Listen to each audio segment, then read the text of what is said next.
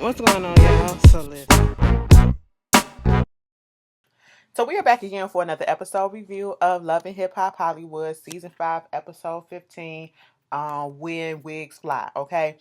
So it starts off with Paris. She up in the gym, trying to get fit or whatever she claimed, and she is training with Booby. Okay, I said, damn, bitch, we ain't seen Booby since Keisha left. Okay, and Booby then moved on, Keisha then moved on too. They finally got the divorce. They both seeing other people, and they get into this whole conversation about the K Michelle thing and how she threw water on her and how she keeps bringing it up, and I'm like, Paris, boo.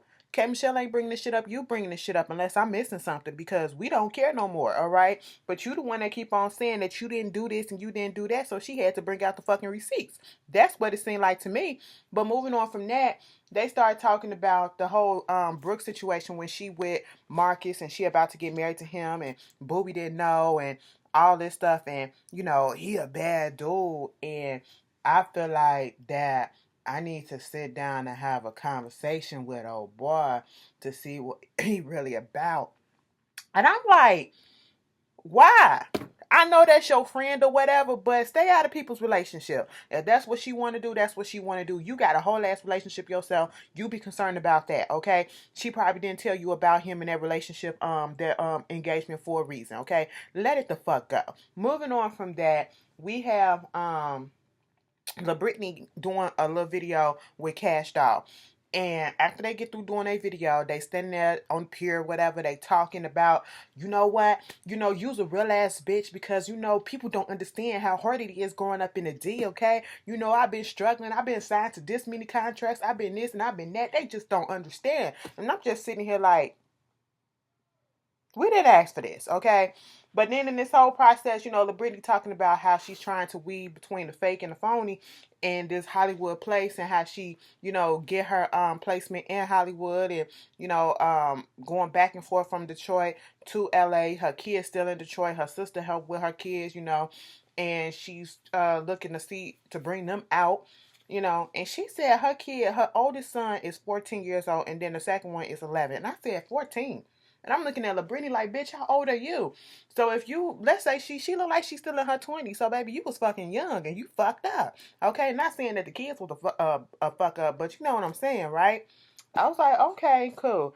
So then, we get this thing with Apple Watch. Apparently, I don't know if it was really Shine Love and her lawyers that got her out in a few days instead of serving at 4:30, But in LA, it is known that them jails be having a whole bunch of overcrowding and all that shit, and a lot of people do be getting out early. So hey, chalk it up to whichever game you want to chalk it up to. She finna go to her new apartment.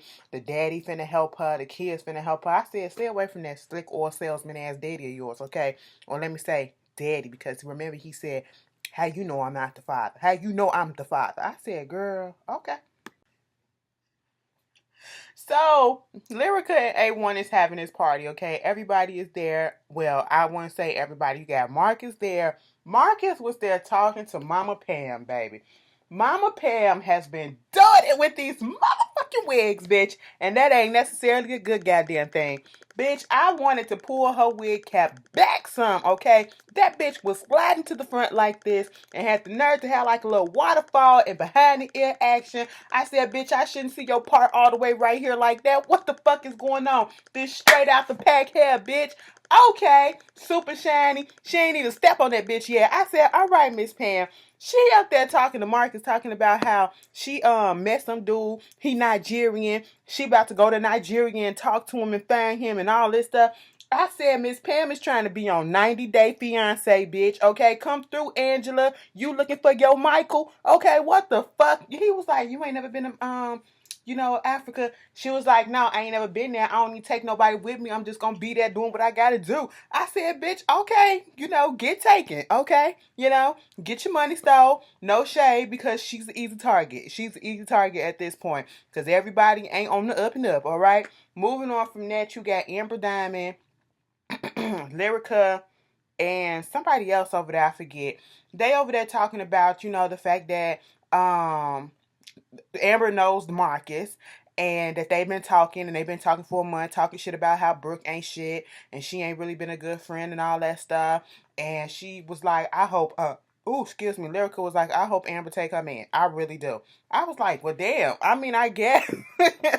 To be quite honest, I don't feel like a relationship, I mean, a marriage or whatever is going to happen between them two anyway. So it is what it is. And Amber goes over there while Pam is talking to Marcus and was like, hey, Marcus, how you doing?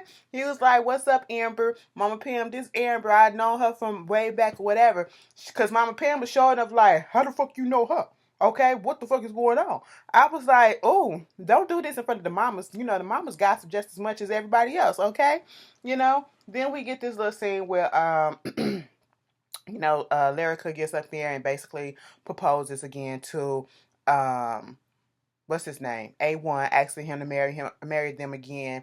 And, they was explaining how when they first got married, they eloped. They was just driving around and they went on ahead and eloped because the mamas wasn't getting along. Okay? So now they finna do it and they inviting everybody and that was that. Then you got Brooke at home or wherever she at, trying to say that she about to do the music thing again. And she just out there writing and all this stuff. And here comes Marcus basically in his bag about the fact that, he can't take his fiance nowhere. Of course, she's still ragging on Lyrica and A1 calling them having denial parties and stuff like that. But baby, you in denial too, okay? People with glass houses shouldn't throw fucking stones, and you throwing a whole bunch of stones because, baby, when this season started off, you was in denial, okay, about the fact that this motherfucker didn't really want you. Do I think Marcus really want her now? No, I don't. Do I think they gonna get married? No, I don't, okay? And you doing the same damn thing, okay? You allow so many people to come in and fuck around with your man, quote unquote, and you took him back, just like Lyrica doing, just like A1 has done. They both cheated on each other. They both took each other back. I don't think they 100% faithful till this day, okay? And it is what it is. If that's the relationship that they got going on, you shouldn't talk because you do the exact same thing. Then when Amber Diamond gets pulled up, Marcus in his feelings because he can't take his fiance nowhere because she too fucking messy. And then Amber telling him about seeing Marcus Brooke at the damn party at Rockstar party. And so she gets in her feelings and try to deflect it, saying, well, you up here liking her pictures and shit like that. He was like, what the fuck me liking pictures got to do with you going to this man party and still working with him when you know how I feel about that shit? I said, both of y'all wrong as fuck, okay? And, she was like, I'm making this song called Fuckboy Tendencies and it was inspired by you or whatever. And, oh, I'm sorry. You got your little fuckboy tendencies doing all this stuff, with Miss Amber and all this. And I'm just sitting here like, so was Amber in the picture for a while that Brooke already know her and what been going on between them?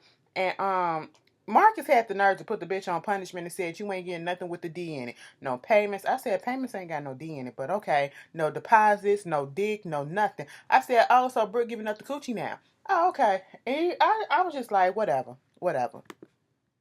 So Brooke is out chilling, and then here comes Bridget. She gotta tell Bridget the 411. It just amazes me how they got so close. And the last time we seen them last season, they really wasn't rocking like that because Brooke was on. Wait a minute, Brooke was on her shady shit with Bridget last season. Now she done moved on to Lyrica this season. Okay, but it is what it is. Brooke and her feelings or whatever because when they got through talking, Marcus threw up the booby situation and all that shit. Oh boy. And so, she's in there talking to Bridget about they got some little showcase or whatever, some little party or something they finna do. And that's what Bridget's like, you should be worried about your focus with that, okay? That's what you should be worried about. And she was like, nah, this bitch trying me. He up here liking her pictures or whatever. So, you snitching on me and shit. So let me fuck you up. It's the app that, you could put out anybody's number and it don't necessarily have to be yours or whatever. And so I'm going to talk to her. So she was texting Amber and talking about son, yo, shorty, what's up? And she was like, hey, Zaddy, how you doing? She was like, yo, shorty, what's that mouth do? And then she was like, we'll see. And she was like, this bitch is trying me. Meanwhile, Amber Diamond and Sean Love is over there getting their pussy stained, okay? And I said, how fitting, okay? You getting it ready, prepared, and all to the good for Marcus. That ain't gonna happen. And basically, you sitting there smiling and giggling and shit. And then she was like, you texting somebody, who you laughing at? And then it was Marcus, and she was like, Marcus needs to keep his engaged dish over there. Okay, that's what he needs to do. But then again, he is in the music industry. So, maybe flirting a little bit don't hurt or whatever. I said, so you about to pimp your motherfucking daughter out, okay? Because at the end of that text message conversation that we saw, Brick told the girl to come to the party, wear all white and don't wear no panties. And then they was like, we'll see you there and all that stuff like that. I said, damn, Sean, you gonna sit there? I can never be that close with my mama that we sit there and have whole conversations like that, okay? Never. Never. I'd be so uncomfortable like, damn, mama, I know you got down back in the day because you got pregnant when I was 17 out of nowhere, thought you was done, and you just didn't know what contraception meant. But I guess, so I know you got down back in your day, but shit, bitch, I don't want to sit here and know that stuff. I just put my mama business all out there. It is what it is. She'll be all right. Moving on from that, we got this whole thing with Apple Watch moving up into her little apartment with her daddy, right? He was like, I'm so proud of you. You did that shit. Bitch, when Sean Love said that, he looked like Charlie Brown in the face or whatever the fuck. But I keep on, he looked like Sugar Bear, bitch. Sugar fucking Bear. Shit, that's what the fuck his ass look. Sleepy Brown looking motherfucker. But anyway, he get out there talking about some, so I met with your manager the other day and basically lied and said that Sean was coming at him very disrespectful like, and her whole thing is, here's my thing. I know Sean trying to have my back, but I told her, people need to stay out of my business. I said, wait a minute. Your daddy started this shit, and I said I knew he was going to leave some stuff out. And of course he did. He left out the main ingredient. How she mine. And was like, I was just in there trying to, check and see if she on the up and not have you signing fucked up contract. No, bitch, you trying to get in on her shit, okay? Now, at first, I was really here for you trying to check stuff out. But then again, I had to think about that shit, and I said, the way that you went about that shit, no, bitch, you turned me off, you rubbed me raw. Get the fuck about her business, because you ain't finna come up off of her come up. Okay, fuck out of here, daddy, you opportunist ass. So, Apple Watch is doing this little photo shoot that Sean Love got, put up for her. And I will say, whatever the fuck Sean Love angle, I mean, I'm not really mad at it so far because it seems like it's working, all right? Because to be quite honest, if we really want to be honest and we want to keep it 100, it seems like Sean Love got more respect for Apple than she do for her own goddamn daughter, okay? Cool. Catch that one. She putting all her time, energy, and effort into Apple Watch, And so, she was like, she didn't feel like it was time to take anything about her father coming up to her and, saying all this stuff before she went to jail. So she decided to say and die. She was like, you doing all good and everything, but fuck your ugly ass daddy. I said, well, shit, bitch, why don't we just get right down to it? And it was like, but that's my dad, you know what I'm saying? It was like, yeah, this dude had the nerve to come up there to me talking about some, he want a percentage of her and all this stuff. And I was like, what type of dude want a percentage of their or the daughter that they ain't even fucking know that long like that? And it was like, yeah, my daddy sound like an opportunist and all that stuff. But he sound like you making excuses for him. It was like, but that's my dad. Okay, we gonna call him your potential or projected dad because that may be dad because he told me that he may not even be your father. Bitch, go, it's drugstores every corner, okay? DNA test and everything. Yeah, we should do a DNA test and all this stuff. I feel bad for Apple, okay? This is why the bitch don't trust nobody, because hoes just be trying it. Hoes and niggas ain't shit, bitch, okay? Moving on from that.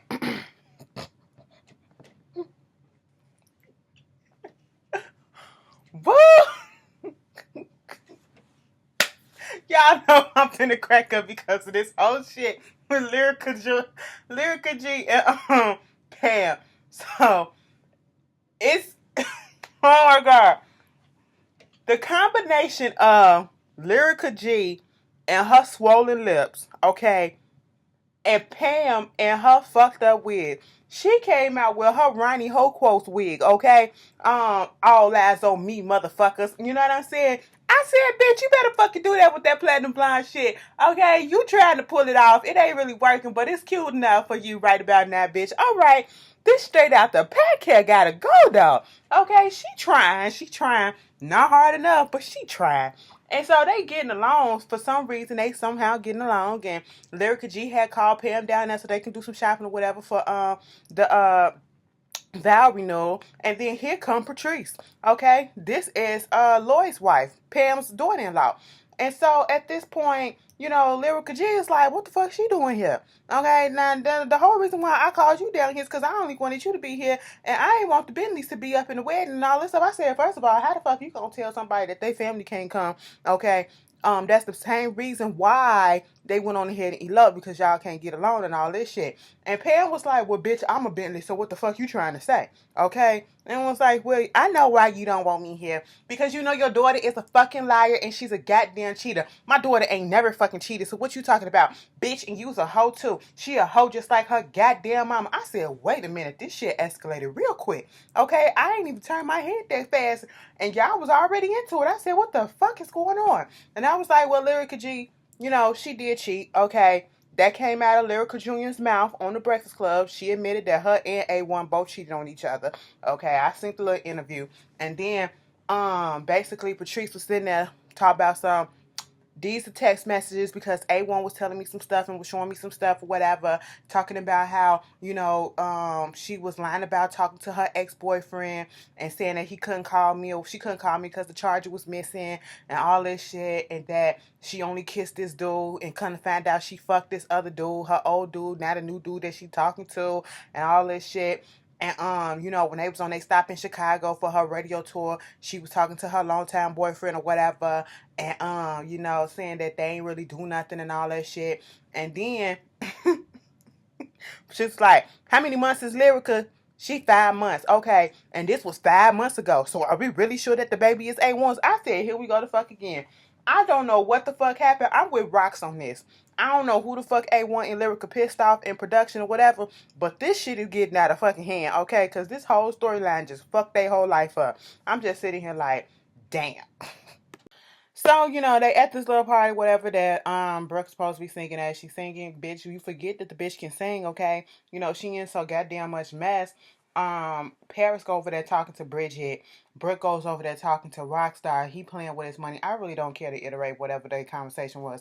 Every time Rockstar get on the show now, I just tune his ass out. Because he just a fucking lame, okay? Paris, you a lame too.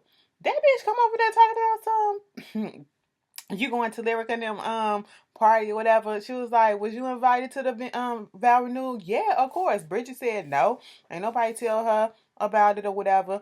And so she was like, she got a little surprise. Is Marcus gonna be here? No, Marcus ain't gonna be there. And she was like, what? Because she was gonna pop up Booby so that they can talk, okay? And my whole thing is, if you ain't been around me in months, like Brooke said, bitch, you ain't got no right to say shit to me about nothing, okay, at this point. Let us rekindle our relationship first before you try to tell me what the fuck I need to do, okay? But, Booby do show up and he go over there talking to Brooke, basically saying, you don't need to be with this dude. He terrible for you and all this stuff. You always gotta wonder, do you remember what we went through? I had to go through with you when, you was trying to figure out what he was doing with all these other people and all this shit. Yada, yada, yada, yada, yada. Okay? And at this point, she gonna do what the fuck she gonna do. She gets up there on the mic and she was like, y'all like that last song? Okay. It's about lazy fuckboys and all this stuff. And it's a few of y'all fuckboys up in here now, but I'm not gonna put y'all business out there. But oh my God, look who our guest is. It's Amber Zuba Sagonia. Okay.